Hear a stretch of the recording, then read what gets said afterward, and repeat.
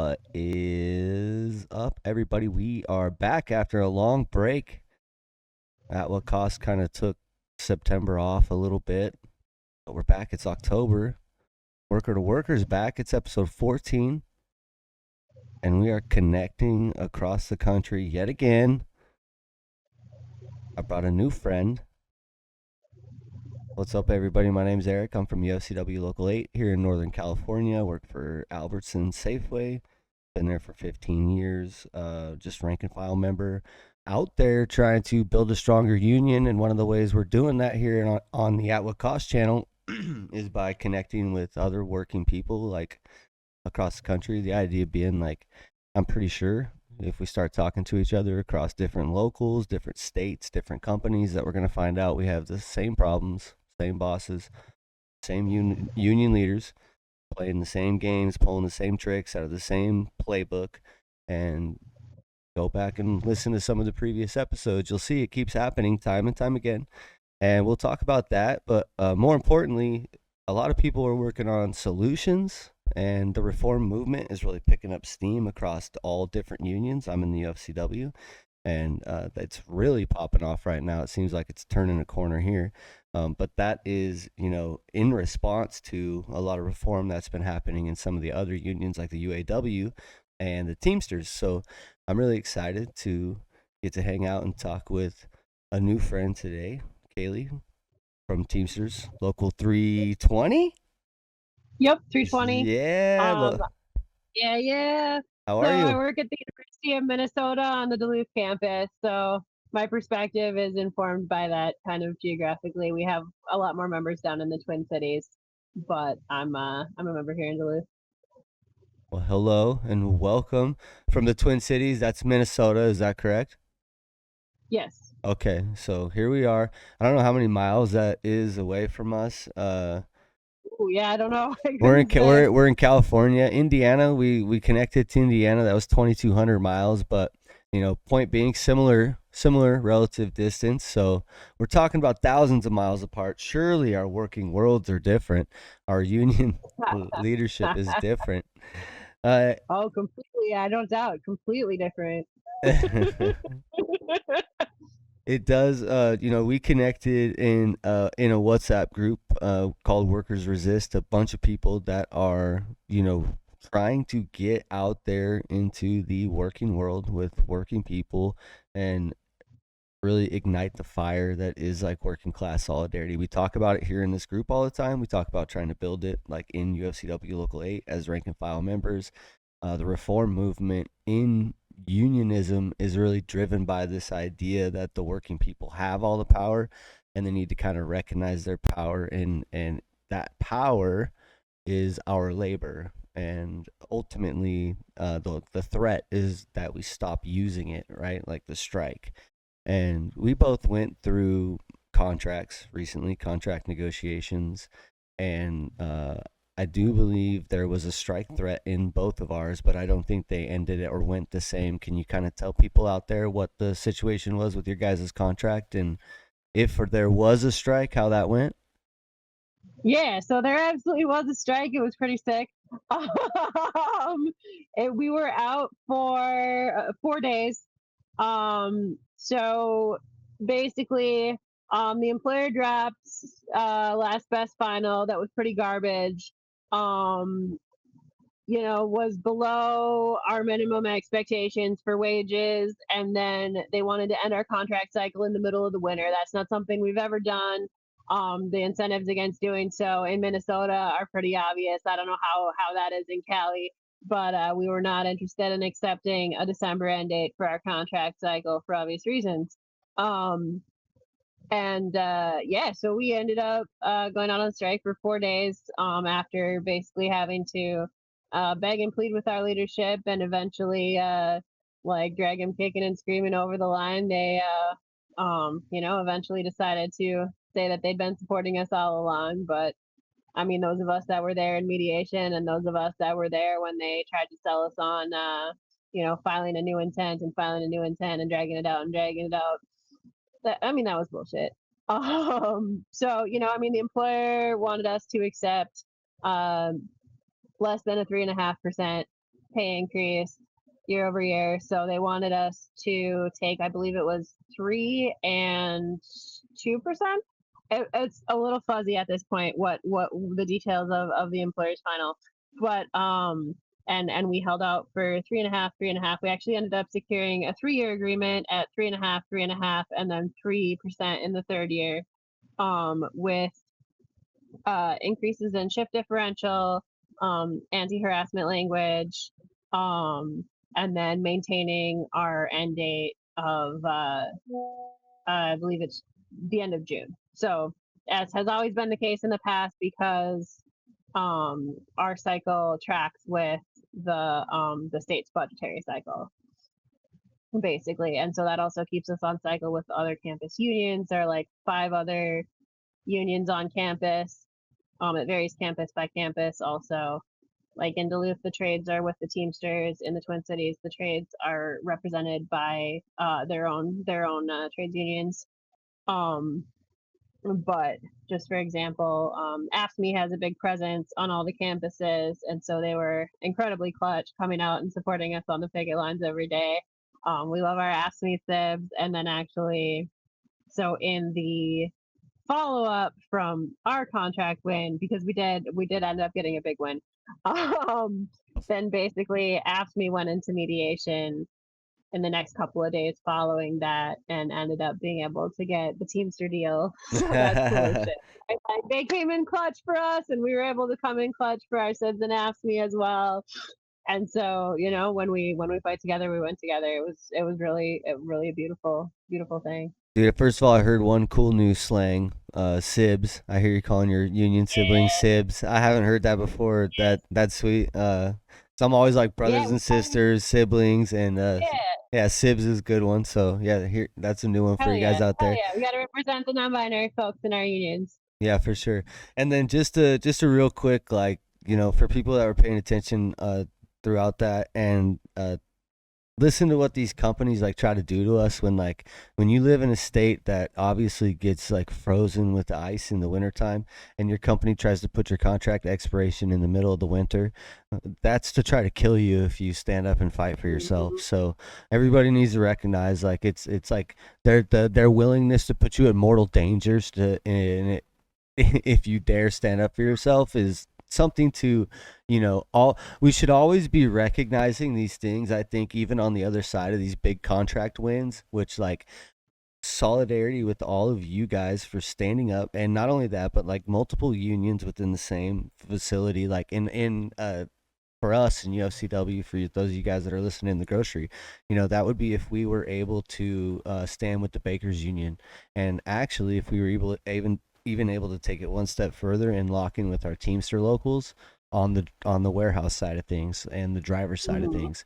If we can coordinate and bargain together on our contracts with the combined threat of all of us stopping at once, like, that's where we start to see this real power. And then if you continue to expand that in your imagination towards a better world, that goes nationally, right? Like, all of us have connected, all of us are having these conversations. Here we are from California to Minnesota, now we're new best friends.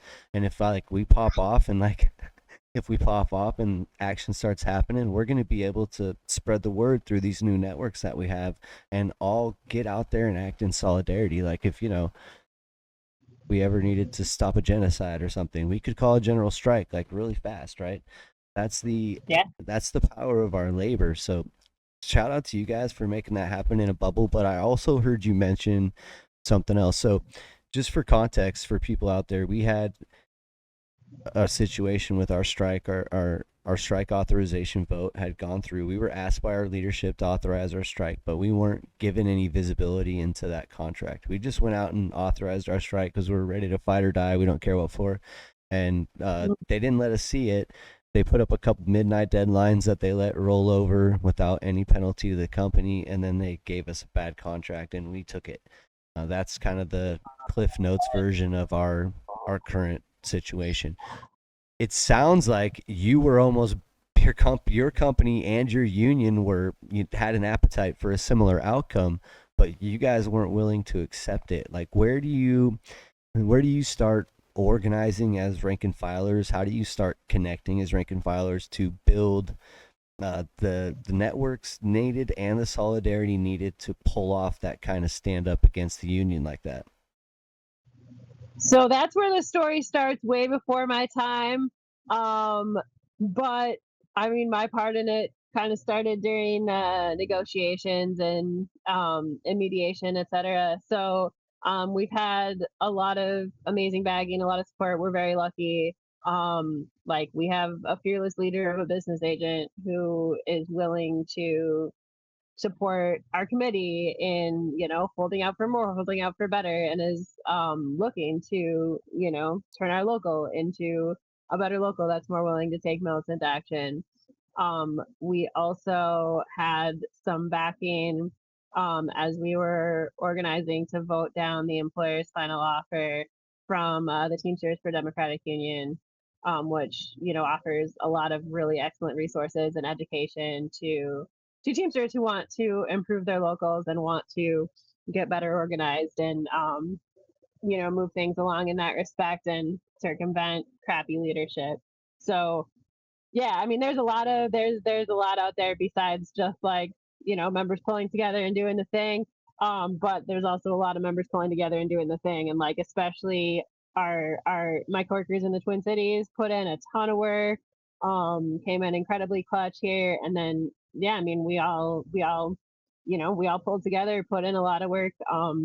Part of it was also that, both the employer and our union leadership grossly underestimated us. Like, Mm-hmm. Mm-hmm. they, I mean, the employer thought that, by throwing out an incentive to the people at the top of the pay scale, which is almost exactly 50% of us, that they could buy off, 51% of the people who would be voting on this offer, right? And meanwhile, our union leadership thought that we would accept that, thought that maybe we wouldn't see why December was bad news, right? Um, and so, we were out there, having those conversations with our coworkers every day. But also, just like, they grossly underestimated us because we understood perfectly well why that was bad news, why we deserved a better pay increase across the board instead of a little bribe here or a little bribe there. Even after we voted by a resounding 82% to reject the employer's final and authorize a strike, Mm-hmm.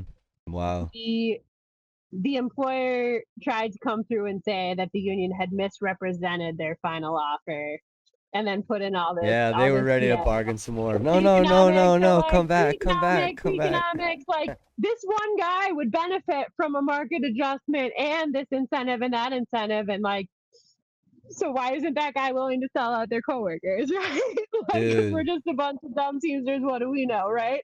And, like, yeah, like, they never bothered to address duration at all in those kind of, like, rhetorical kind of announcements, because why would they, right? Like, they think we don't understand why that's important, and we absolutely do. So, like, I mean, we're all out here thinking strategically, having the conversations, but ultimately it comes down to, like, they underestimated us. We're a hell of a lot smarter than they think we are. Yeah, that is, and like no shade on like my union leadership, but they seem to take this very offensively. But people listening out there, there's a good chance like you're just a regular working person. There's also a good chance you're probably not in a union, but hopefully you are. Uh, these people, like these humans in these positions of power within our unions, they're just regular people. I've been Mm-hmm. I've been around a lot of them, like in this work that I've started doing, and there's some really good ones and some really awesome people out there, and there's some really awful and really bad ones, but none of them are gods. None of them have any People. level of like intellectual ability that you don't possess. And Mm-hmm. what I mean to say is that when you are sitting in your workplace and you're wondering why your union isn't doing something you think it should be, it's on purpose, and you should change it. You should get involved and you should change it. And I heard you mention uh your badass business agent. And Yeah. uh, Shout out to Jackson. what's up, Jackson?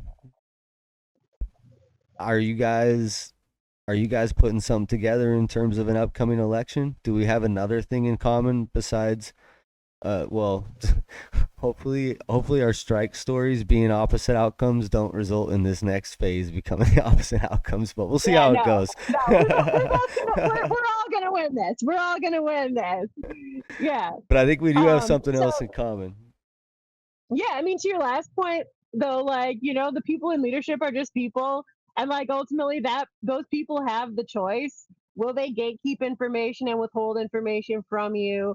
Or will they open up that information to you and, teach you to know what they know and teach you to learn what they've learned and, like, give you the opportunity to gain those experiences, and invite you into the room and, teach you what you need to know. And, like, going back to Jackson, I've learned a hell of a lot from him. And like all of our stewards have, like he's invested a lot of time and a lot of energy in, steward trainings on all the campuses so that we can handle things. And so that we understand where we stand. He put in a lot of time speaking with our committee members and keeping us informed so that we would be fully cognizant of the situation. None of this like railroad and a deal at the last minute kind of situation, and so that we could keep all of our coworkers thoroughly informed, like that commitment to open bargaining, like because we're a public institution, the rules that govern us are a little different when it comes to like public information,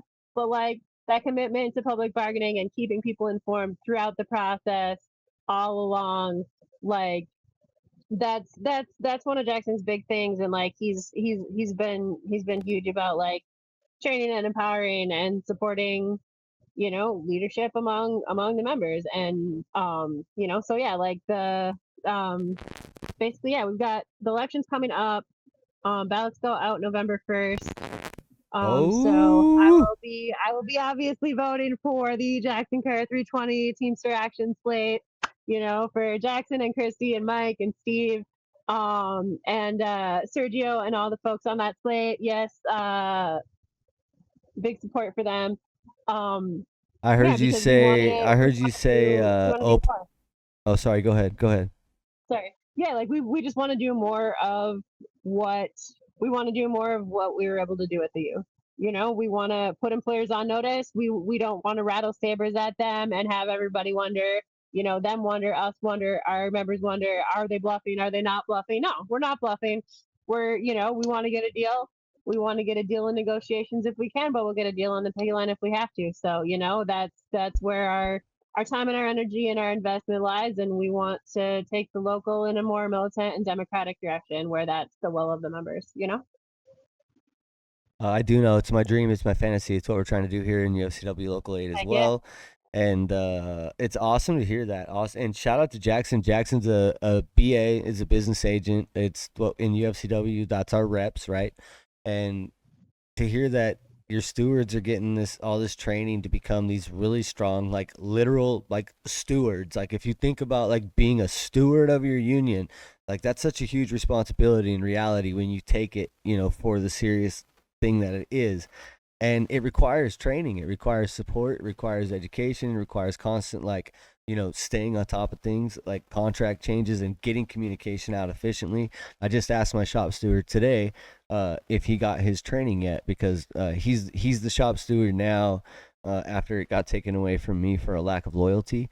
So yeah, and he's a cool dude. He's a part of Outlook Cost. What's up, Kevin? We love you.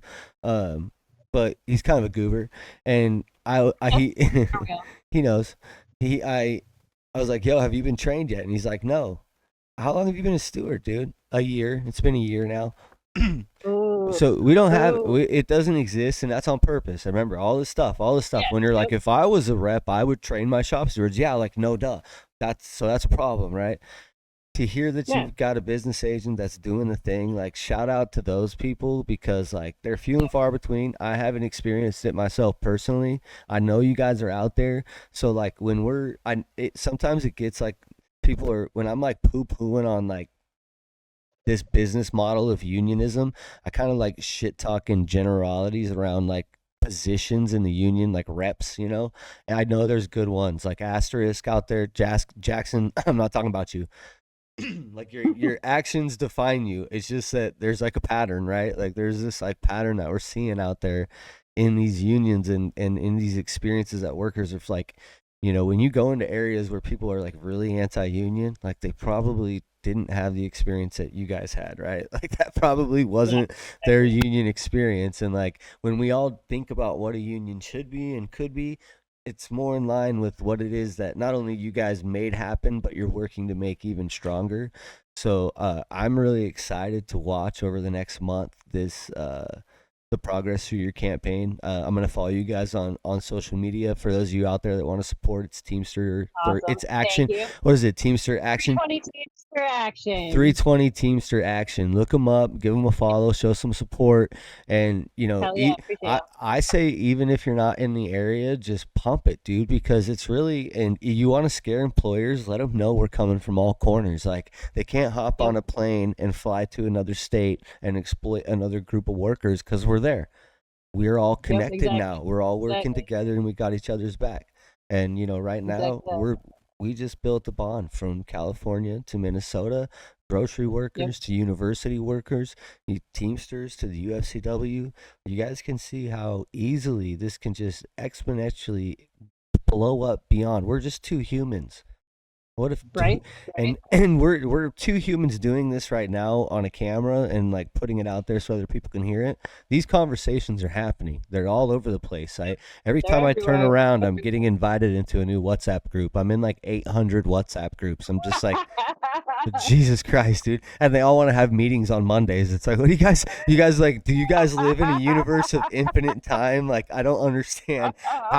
Is this all you do is like have meetings about how you're going to have some more meetings and we need to form a committee about scheduling meetings? And I'm just like, dude, tell me when we're striking. Like, tell me when we're striking.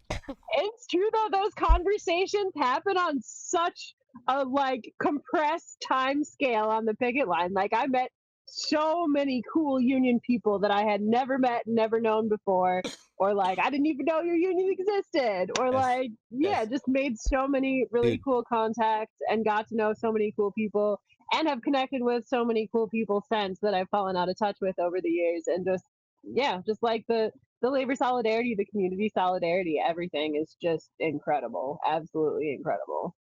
it is really, it's taking this idea, and this is the thing that I think kind of unites everybody no matter where they fall on like the political landscape, because ultimately, this is when we're talking about the struggle of the 99%, that includes a lot of people that strongly disagree with things that I believe in. And but there's one thing that we do have in common, and it is this like this struggle that we're going through, and our solidarity, our ability to kind of see through that and lock in with each other is going to be the key, I think, that gets us through the other side. And the more we can connect, the more we can keep talking about it. I think the more we can take this idea of like family, and I think that kind of cuts through like no matter where you fall on the spectrum. Like I don't you, we really love our families. We would do Yep. anything for our families. I'd take the shirt off my back and I'd give it to any member of my family behind me in this house. And if you can just take that concept and just spread it out and include, everybody that you work with is now in Mm, your family. And then maybe we can go, everybody in my community is now in my family. And just keep working on this idea that, we are actually all connected. We are actually all in this together. And you're a lot of miles away, but the idea of you as a family member is just one of my sibs is not that far away. Like, that's no, where agreed. I think we can do that. And if you guys ever need somebody to fight, I'm here to fight with you. That's Back at you. Back solidarity. at you. Yeah. We're gonna keep connecting, and for people in the comments that hear it, throw your love and solidarity in the chat. Let us know where you're from, and let's keep having conversations like this. We're about at 30 minutes, and I like to give people a chance to not give up and give it about 30 minutes and listen to it. Is there anything else you want to add or throw out there for people before we call it? No, I mean, I think we covered everything. Yeah, just I mean, yeah, the love and the solidarity among all of us, and I mean, yeah, we got to keep connecting with our coworkers and the people who work in the other shops. Got to keep coming out for our communities and supporting each other. And yeah, I mean, big respect and big props too to the people, especially in the local, who have been doing this work long before I even started working here. The people who Hmm. have been pushing back and have been agitating, for longer than I'm even aware of, and even further than that, like back into history. Like we're Yeah. part of a long chain of union struggle, like Yeah, of that's a workers really getting together and trying to not get screwed. that's really a huge point, and to as this new wave of labor reform like crashes over, I think it serves people really well to recognize that point and really let it humble them, because just because you might be a new voice in your workplace and you might be saying things to your coworkers that they haven't heard before, doesn't mean you're a god and doesn't mean there's anything Yep. special about We're you. all we're all just a silly goose in our own way, right? In fact, just like what Kaylee was saying, you're just regurgitating the words of the struggling worker that has been being spoken all throughout time. And hopefully we're using the language of this modern moment to help capture more hearts and minds and get to the critical mass we need to be able to actually affect positive change through our solidarity. It literally, like, you guys out there will close with this, it's literally that simple. Like, if we know we have each other's backs and we say we're going to do the thing, and if the people on the other side know that means we're going to do it, that's it. Game over. If they try to kill us, then it's on, but that's it. It's over. Like, we literally just have to have the solidarity to stop working, and it all comes crumbling down. And I know it's a very scary thought in a vacuum by yourself, which is why we're connecting Wow, we're in like it together. this and we're not alone. All right, cool. I really Hell yeah. appreciate your Thank time. you. Thank you very much. To Jackson and Thank the you. team in Teamsters 320, I wish you the best of luck in your campaign. Thank you so much for running on a platform of open bargaining. That is so important. And the platform that you guys are running on, there's a lot of things in there. Strong steward training. Those are things that we have as a platform at what cost. So this reform movement isn't as radical as you think it is, unless you consider it in the language of the 1990s. It is very rad. Hey, cool. It's radical. All right. That's all I got. Hell yeah. I'm gonna cut About this it. off before another dad joke slips out. See ya. I love it. All right, later. Awesome.